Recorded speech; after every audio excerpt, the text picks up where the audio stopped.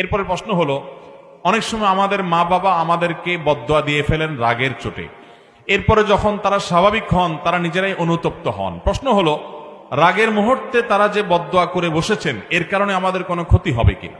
খুব গুরুত্বপূর্ণ প্রশ্ন। অনেক মা বাবা আছেন, একটু রাগ হলে, একটু মাথা গরম হলেই ছেলে মেয়েকে গজব, বদদোয়া, ঠাডা, নানা রকমের কথা বলে তাদেরকে বদদোয়া দিয়ে বসে। আছে না নাই? খুব খারাপ কথা। কথায় কথায় বদদোয়া দেওয়া এটা ভালো জিনিস না, কিন্তু আবার মা বাবার বদদোয়া সন্তানের জন্য খুব ডেঞ্জারাস বিষয়।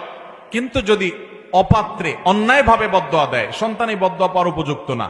মা বাপ ভুল বুঝেই বদদোয়া দিয়ে দিলেন। অনেক সময় দেখা যায় মা বাপ অন্যায় চাচ্ছেন, এই অন্যায় চাওয়া পূরণ না করার কারণে সন্তানকে উনি বদদোয়া দেওয়া শুরু করে দিলেন। এরকম উল্টা পাল্টা বদদোয়া যদি দেন, ইনশাআল্লাহ এর কারণে সন্তানের ক্ষতি হবে।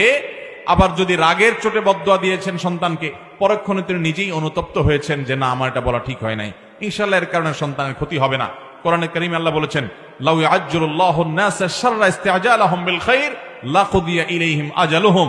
মানুষ তাদেরকে আল্লাহ তাআলা ভালোটা চাইলে যত তাড়াতাড়ি দেন, বদদোয়া করলে খারাপটা চাইলে যদি এরকম সাথে সাথে দিয়ে দিতেন, তাহলে বাঁচত না, মানুষ সব শেষ হয়ে যেত। অতএব আল্লাহ খারাপটা সাথে সাথে দেন না, অনুতপ্ত হয়ে ফিরে আসলে আল্লাহ তাআলা ওটার ক্ষতি থেকে বাঁচিয়ে রাখেন।